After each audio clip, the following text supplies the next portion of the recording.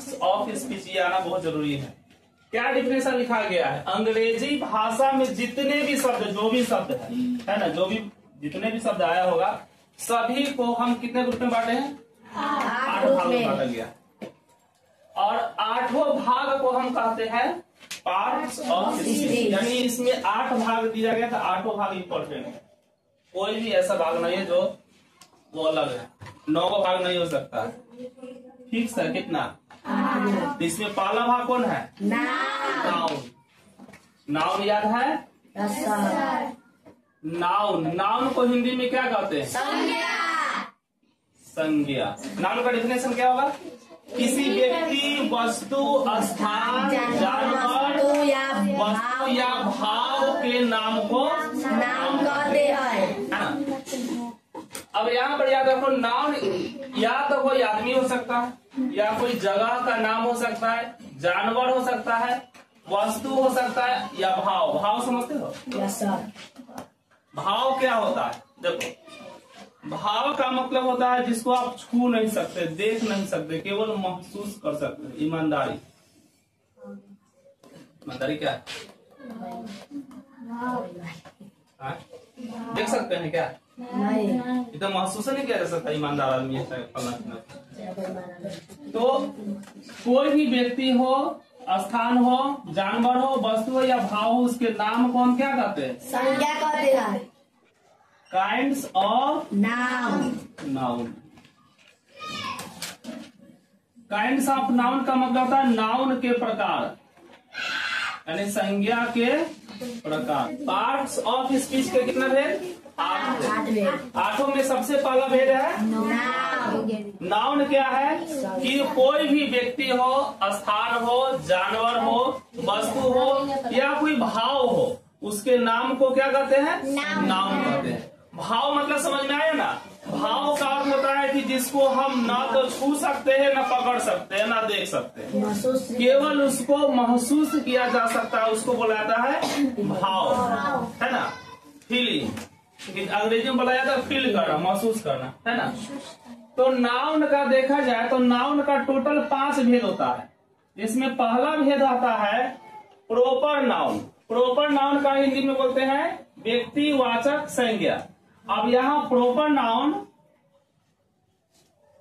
में कौन आएगा? जो कोई खास हो, कोई खास व्यक्ति हो, खास वस्तु हो, खास स्थान हो, उसको बोला जाता है प्रॉपर नाउन, है ना? जैसे महात्मा गांधी, या किसी का नाम ले लो, जैसे राम हो गया, श्याम हो गया, गीता हो गया। पटना जगह का नाम है ना, खास जगह है ना। किसी देश का नाम हो गया, वो सब किस में आएगा? व्यक्तिवाचक संज्ञा में आएगा। नाम से रिलेटेड जो भी आएगा सब किस में आएगा? व्यक्तिवाचक संज्ञा में आएगा। ठीक। कॉमन नाउन का मतलब होता है जातिवाचक संज्ञा। कॉमन नाउन यानी जातिवाचक संज्ञा, इसको ग्रुप में रखा गया। अब जातिवाचक कहने का मतलब क्या? हम लोग जो आपस में जो जात है उसकी बात हो रही है? नहीं, यहाँ जाति प्राकृतिक से लिया गया। जैसे कि ये देखो, हम कहते हैं गाय, तो केवल अब जैसे कि गाय सीधी होती है, तो किसका बात की है? केवल गाय का, केवल गाय का बात हुआ ना। भैंस काली होती है, तो किसका बात हो रहा है? केवल भैंस का। तो सब जाति है, गाय, भैंस, बकरी, है ना? ये सब क्या है? जाति है। अब लड़का कह दे तो लड़का एक ग्रुप में हो गया ना, लड़का भी एक जाति है, लड़की एक अलग जाति है, पुरुष, नारी, ये सब क्या अलग एक जाति है। ये सबको हम जातिवाचक संज्ञा में रखेंगे, है ना? अब आ जाओ समूहवाचक संज्ञा में। तो समूहवाचक मतलब जहां पर भीड़ हो, जहां पर एक से अधिक व्यक्ति हो या जानवर हो या कोई वस्तु हो, उसको कहा जाता है समूहवाचक संज्ञा। जैसे देखो, हम कहेंगे आर्मी, आर्मी जो है अकेले रहता है, एक झुंड में रहता है ना, एक समूह में रहता है। अब कहेंगे क्लास, क्लास अकेले का चीज है? नहीं। अब आप लोग सभी लोग क्लास में हैं, तो हम लोग एक साथ भीड़ में है ना, एक से अधिक है तो हम लोग किसमें है? समूह में है, यानी कि होगा कलेक्टिव नाउन, है ना? और बताइए, मेला, मेला जानते हैं ना, अकेला मेला लगेगा क्या? जा रहे मेला घूमने, अकेले घूम रहा, तो मेला में एक आदमी नहीं होता, बहुत सारे हजारों भी होता है, यानी मेला भी कहा जाएगा समूह। समिति जिसको अंग्रेजी में कम्युनिटी कहते हैं, जो समिति होता है एक आदमी का समूह नहीं रहता है, 2, 4, 10, 15 लोग का समूह रहता है, वो सब क्या है? समूहवाचक संज्ञा में आ जाएगा। समझ में आया? चलो अब देखो द्रव्यवाचक संज्ञा में, मेटेरियल नाउन द्रव्यवाचक संज्ञा। इसमें क्या होता है? इसमें किसी पदार्थ की बात करते हैं जिसको हम नाप तौल सकते हैं लेकिन गिनती नहीं कर सकते। अब कोई भाई एगो पानी लेकर के आओ, क्या एगो पानी लाया जा सकता है? पानी को गिनती किया जा सकता है? द्रव्य में है। सोना गिन सकते हैं? नहीं। इसको नाप सकते हैं? नहीं। तो तौल सकते हैं, गिनती नहीं कर सकते। तो कोई भी पदार्थ का नाम होगा वो किस में आएगा?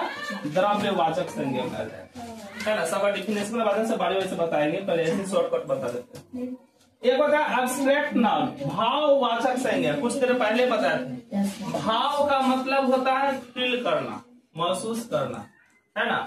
जैसे ईमानदारी हो गया, बेईमानी हो गया, अच्छा हो गया, बुरा हो गया, ये सब क्या है? भाववाचक है। इसको हम लोग केवल फील करते हैं, महसूस करते हैं, है ना। इसको हम देखते नहीं है, छूते नहीं है। कोई आदमी ईमानदार है तो हम उसको देखने जाते कि ईमानदार है, हम लोग महसूस किए ना कि वो ईमानदार आदमी है। आपका कोई चीज बेईमानी नहीं किया, कोई चीज लिया नहीं। अगर कोई अच्छा आदमी था, अच्छा उस पर लिखा हुआ था, बता कि आदमी अच्छा है, कि उसके आचरण से जानते को अच्छा है या खराब है। जिसका आचरण अच्छा है वो अच्छा है, जिसका आचरण बुरा है उसको बुरा बोलते हैं, है ना। गुड और बैड, यही ना है। तो भाव में हम लोग क्या करते हैं? केवल महसूस करते हैं। चलो अगले क्लास में हम पांचों के बारे में बारी बारी से पढ़ाएंगे। अभी हम शॉर्टकट बता दीजिए, है ना। पांचों के बारे में थोड़ा थोड़ा जानकारी दे दिए।